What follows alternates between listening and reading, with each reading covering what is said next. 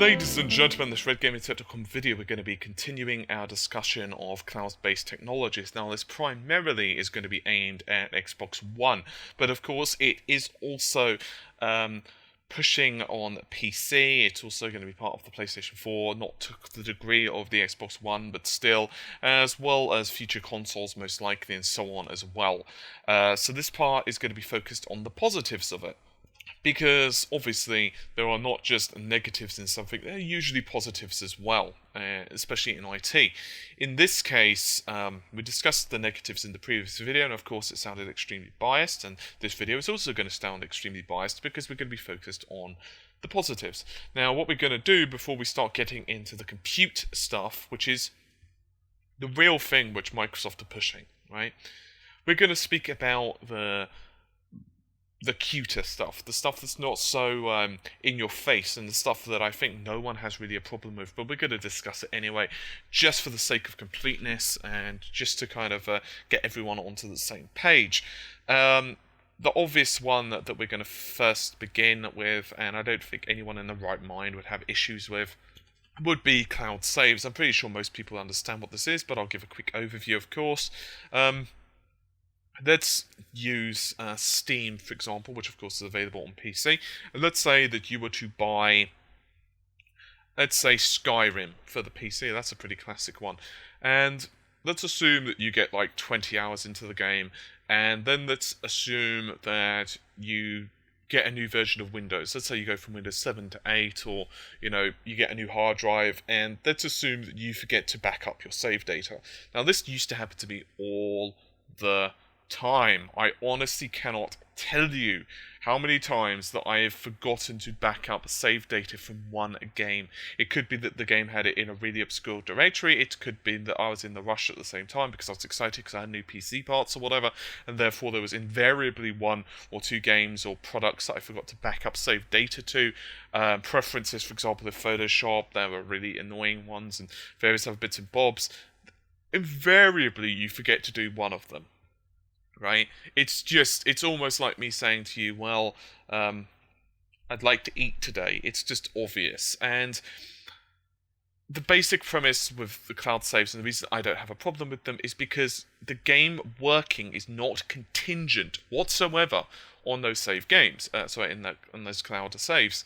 So in other words, it will save it locally, and after a certain amount of time, minute, couple of seconds, depending on the size of the save, and of course your internet connection and the server speed, it will upload a one-for-one copy from your local PC to the cloud. In other words, to Steam servers or PlayStation servers or whatever. This basically means that you don't have to worry about uninstalling games, you don't have to worry about formatting a hard drive, installing a different operating system, moving from a different console as well. Let's say, for example, you're on one PlayStation and then you want to move to a different PlayStation, or, insert console or system of choice. The same thing, of course, goes for various Steam accounts as well. In other words, you're able to quickly log onto a different account and have access to your saved data, and that's really nice. It means that you can have some consistency there. If you want to show your friend where you've got up to in a certain game, you can, and it's not going to take, it's no longer a case of, oh damn it, I've lost my memory card, or my memory card's left at home, or taking my console round, or a copy of my game back when you used to have cartridge saves, which were interesting if the cartridge decided it didn't like to save anymore. Which actually happened to me on a couple of Genesis games. The battery backup solution, it didn't like the battery and the backup anymore, but that's beside the point. Let's going back a bit. So yeah, I don't think anyone has a problem with that. It's one of those things where if the local goes down, then you've got a backup on the cloud. But let's say, for example, they no longer provide the cloud solution. The game can still save locally. You just have to be a bit more careful with your save, but not anything that you would have lost anyway. So in other words, it just functions how it would have been without the cloud technology backing it up. So I have no problem with that. It's a bit like saying, well, I've got Dropbox or Google Drive or whatever to help me just store my important documents. So it's no risk, no fuss. It's fine. Same thing goes for CDN. I'm pretty sure I've explained CDNs before, but I'll just quickly go into it anyway for sake of completeness, CDNs could be for everything and anything. They can basically, usually they'll host static web content, for example, videos, but in the case of, say, for example, the PlayStation Network or the Xbox networks, they could be copies of games, patches, whatever. There are no real negatives to this.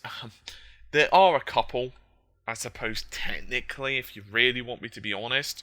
One would be that it takes a little bit of time for the most recent version of a file to propagate around the internet. I'm just going to give you guys a really simple example.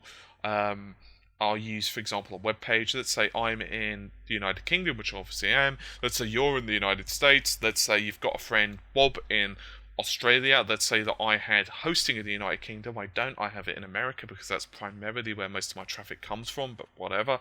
Let's assume it was in the United Kingdom.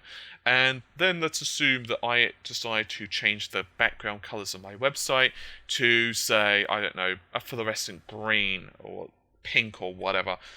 Insert disgusting color here, and then let's say that I do that, and a couple of hours later I decide, you know what, that was actually a really stupid thing. I don't know why I did that. I'm going to revert it back to the colors it was.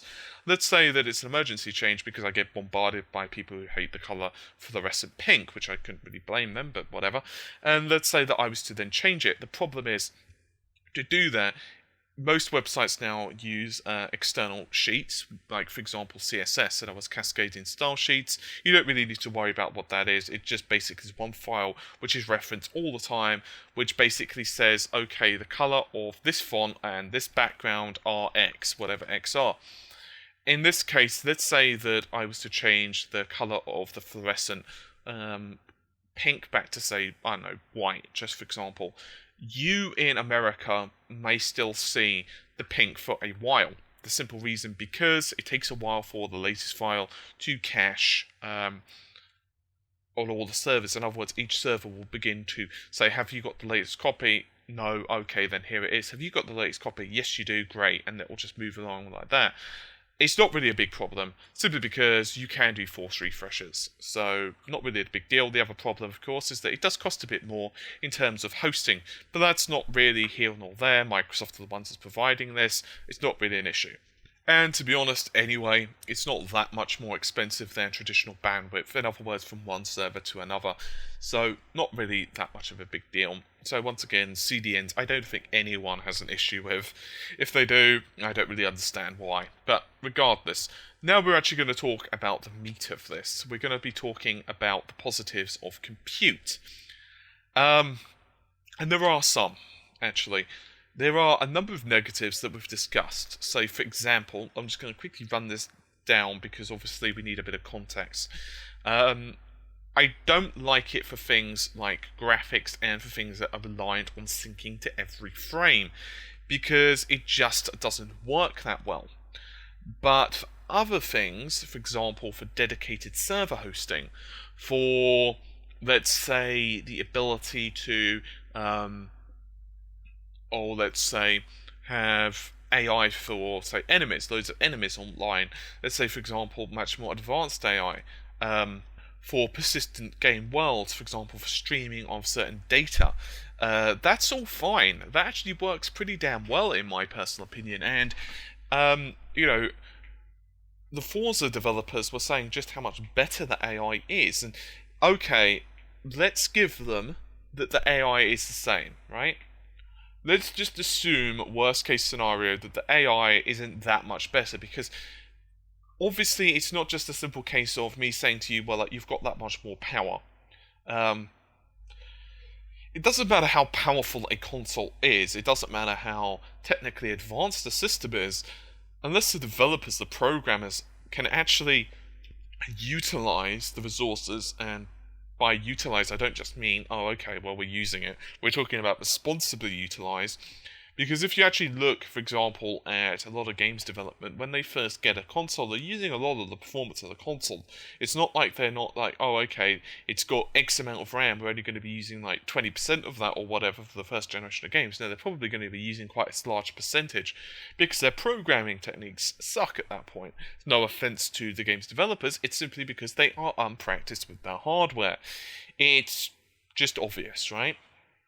Obviously, as they get better, they're going to get much more advanced tools. They're going to understand things. The libraries are going to improve. Their own techniques are going to improve.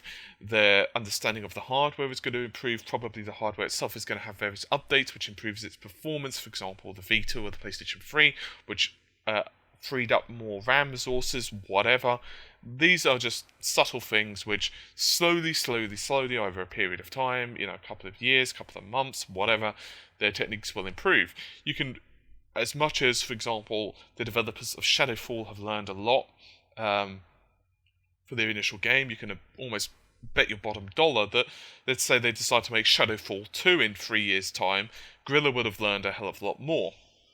So let's give them that their AI isn't that much better. They say it's, X times better, but it's not in reality. Does it matter? The point being that it's still taking load off of the CPU. It's still taking less resources from the console. And I kind of like that, actually.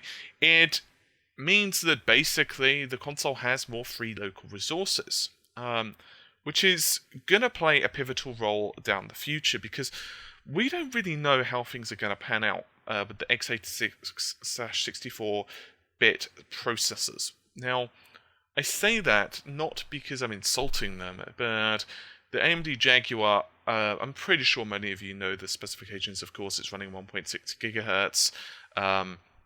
It is 8 cores, of course. That's 2 4-core modules with a reasonable amount of cache. I think 2 megabytes each 4 cores, so that's 512 KB. Those cores, of course, can speak to pretty much the same resource of cache and blah blah. But I'm going to give you guys a little bit of a thing to chew on, if you will.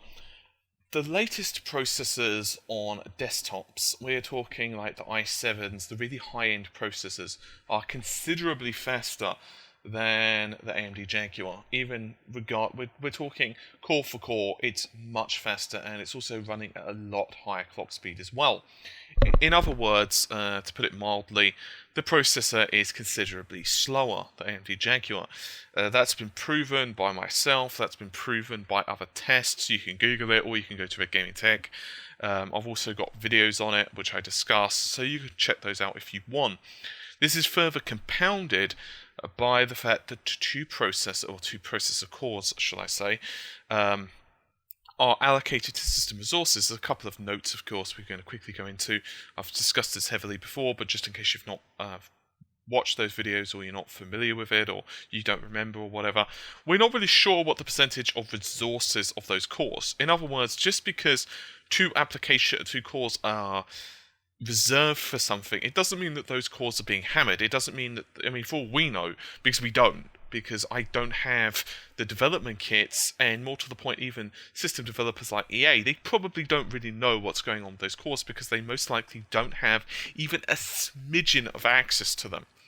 You can actually see this from Guerrilla, because if you actually look at the Killzone PDF breakdowns that I've done, by the way, for Shadowfall, I've done quite extensive ones, you can check that out, and you can see that the images, only 6 of the 8 cores are available. This is for the PlayStation 4, but you can almost bet your bottom dollar it's going to be exactly the same for the Xbox as well.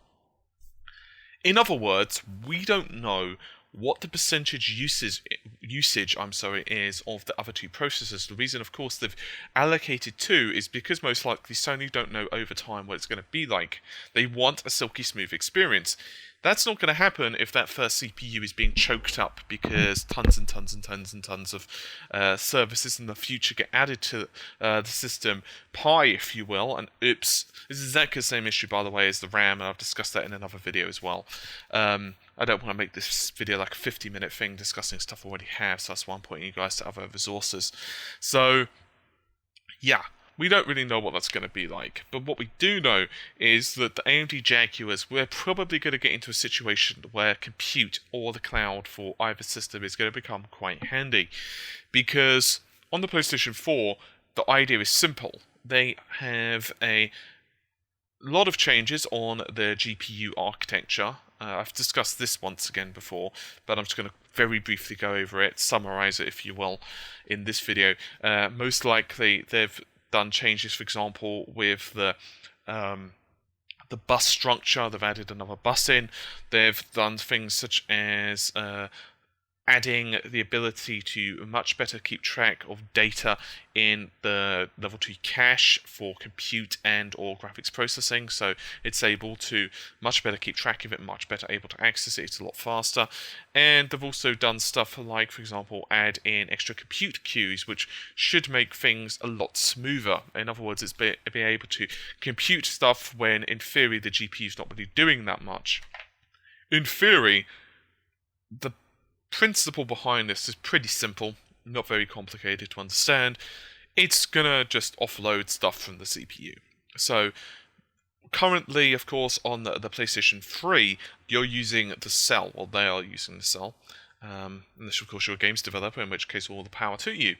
But let's assume that you're a games player, in which case they are developing their software to run on the Cell, which is using SPUs, which are basically little mini processors built onto the Cell. I'm not going to bother to explain how that works in this video. Just take my word for it. You can watch other videos or do your own research. And they can basically run certain tasks on those SPUs. For example, certain graphics commands, graphics processing, filtering, for example, can run on the memory defragmentation. Some physics actually runs on it. I believe developers of Metro: The Last Light said something about it had some physics on it, but I don't exactly remember. You can always bet your bottom dollar that Last of Us developers, Naughty Dog, of course, pushed a lot of their stuff onto the SPUs as well. And this is the same for the Xbox 360, but the Xbox 360 was doing things over its tri-cores. Each of the three cores could handle 2 threads, so in other words 6 threads total, although it had a better GPU in it, so that probably freed up a bit of the resources from the CPU anyway. But regardless, the point being that now a lot of this is going to shift from that, and it's going to be shifted onto the GPU, which is a good thing, because you may remember just a couple of minutes ago I was saying about how low-end the CPU is, and by which I'm not insulting it, but even if you were to take the best CPU from any PC, unless you're spending, a lot, and we're talking, thousands on like high-end server grade processors like multi-configurations, just a singular processor we're talking about, which is available to, you and I, if we've got the cash to buy it, you're looking, a couple of hundred G-flops, maybe, 200 G-flops, 300 G-flops, depending on, obviously, how much you overclock it, how many cores it's got, and various other bits and pieces, but it's not that much, right? In terms of raw performance, even the high-end i7s, like, say, an Ivy Bridge or a Haswell, it's not going to be that high. And you can compare that to, say, the PlayStation 4's GPU. And the GPU inside the PlayStation 4 is, of course, 1.84 T-flops. So if you were to do the math on that, this is actually very consistent with high-end GPUs that are available now. You've got GPUs on the PC, which are like, 4 T-flops, roughly. In some cases, 4 T-flops. In other words, you could basically say they're about 10 times faster. But it's a simple case of the CPU isn't really designed to process certain data. In other words, it's a very smart device. It can do lots of things at once in terms of handle them very well. It can tell the GPU what to process, but the GPU is pretty thick.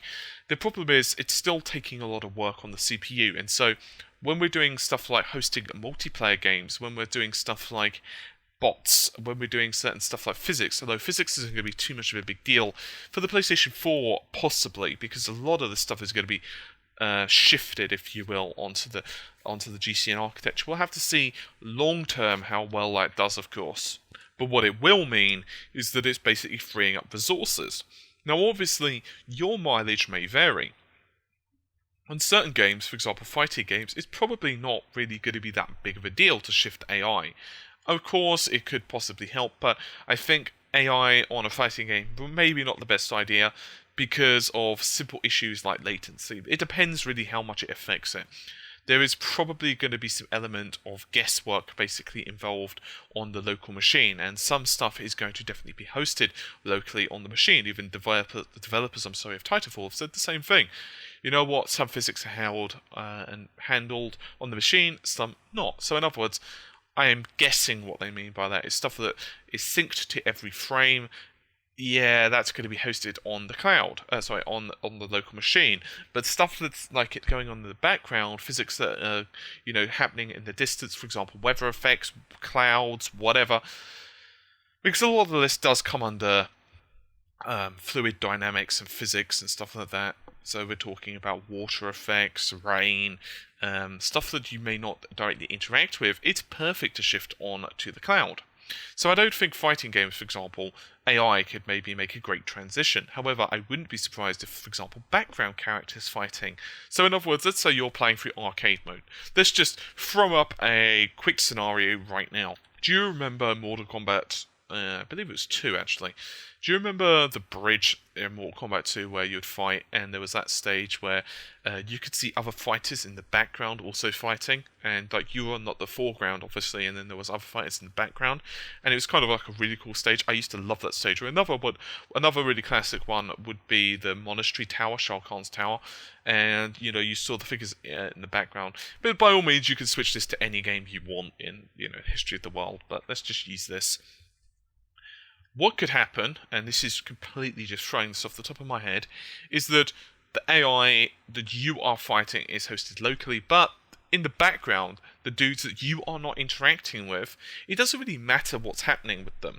It doesn't matter if there's latency, because that latency is being processed on the cloud anyway, so it's basically like both of them are fighting with the same latency. So as long as basically it sends the data a little bit in front, you're always going to see like a smooth fight. Cool. It doesn't have to react to what you're doing because it's not interacting with you or any other player. So in effect, it's just a background asset. But at the same time, wouldn't it be nice if it wasn't exactly the same thing, the same 2 or 3 things, the same fireballs being shown, or jump kick or whatever. It was actually a proper fight. So I don't know if you guys have ever done like a demo on, like, say, Tekken, where you've played like, or whatever game where you've put 2 AI components against each other and they'll go at it.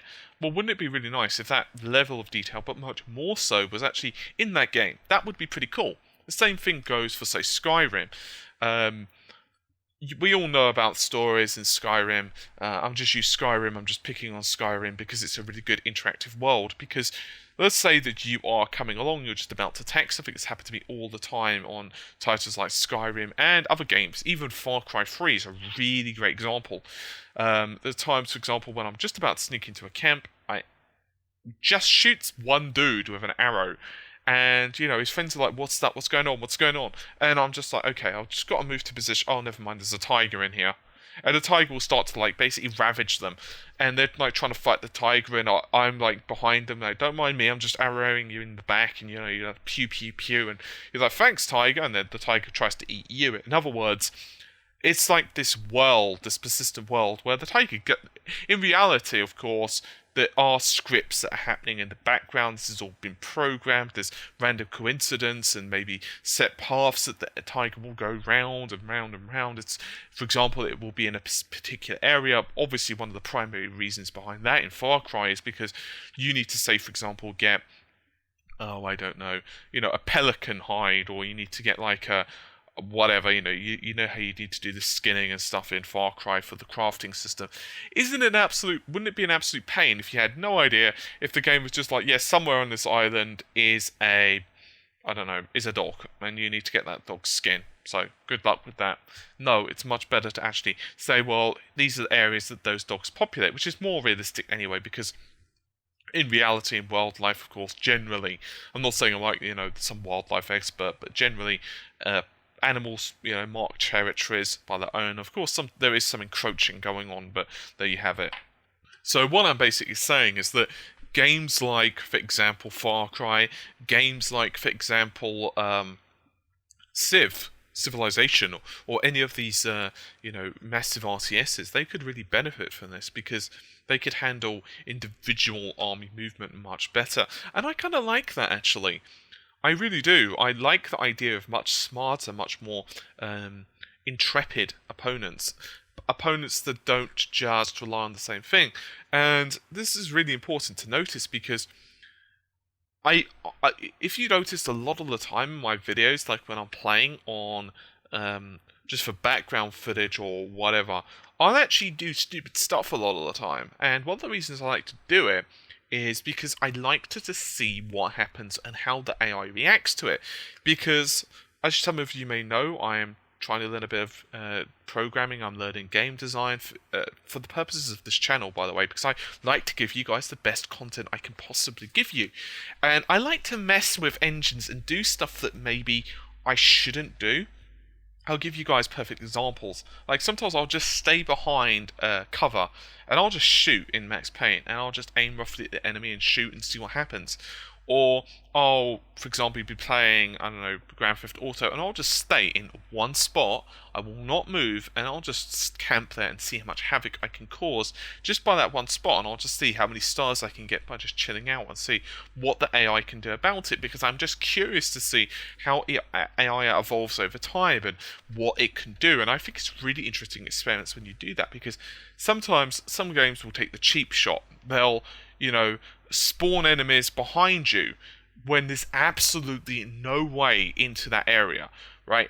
Unless, for example, you've got the ability to phase through solid matter or whatever, there's no way that you can get into the area that I am at. It's as simple as that. It's just no way.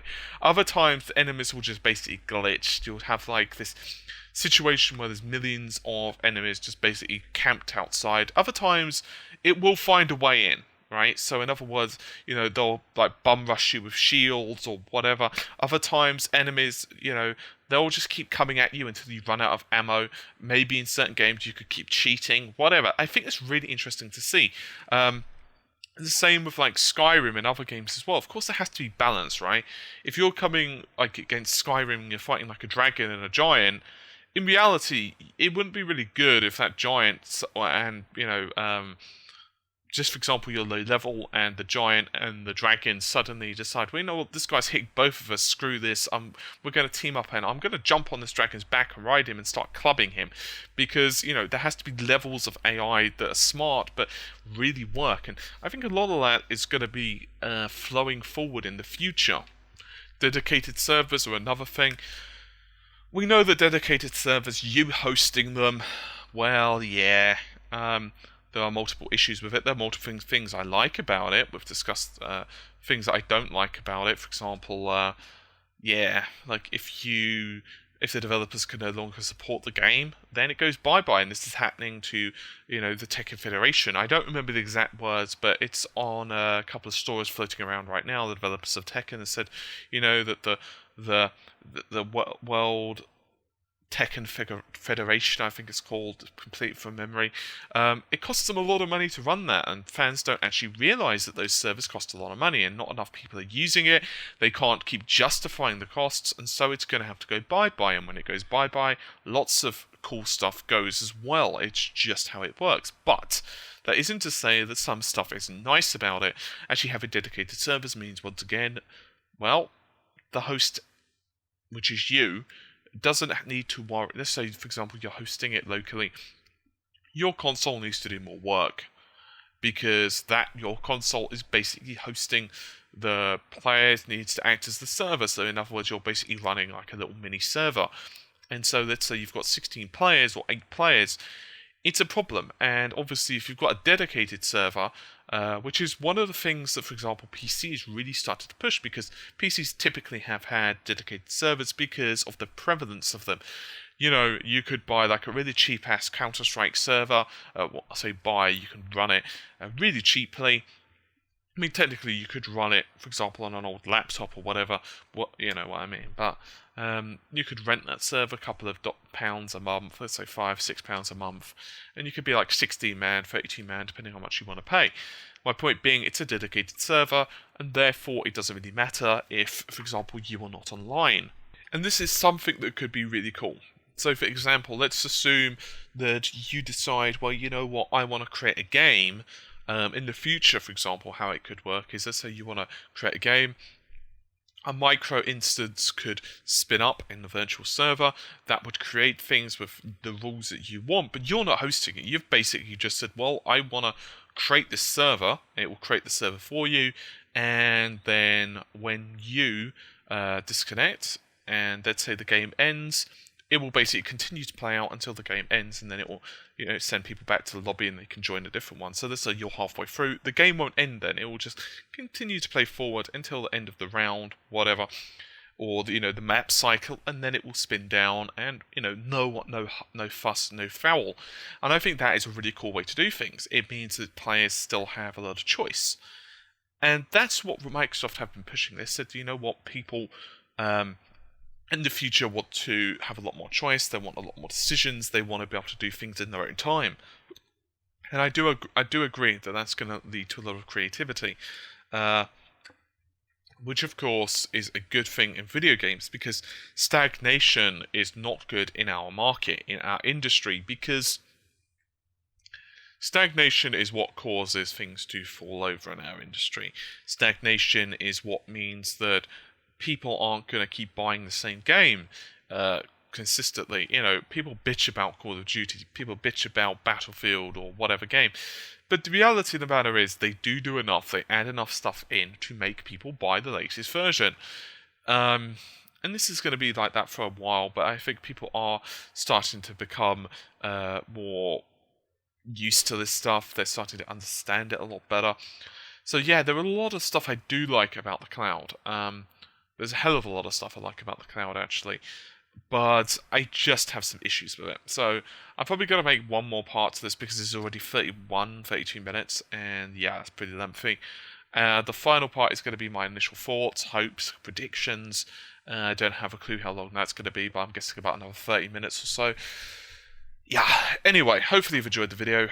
Hopefully it's made some sense to you. Once again, if you've got any direct questions, you can respond on Facebook, facebook.com/RedGamingTech. Obviously, sometimes I do take a couple of days to respond. It's simply because I have so much to do right now. It's absolutely insane.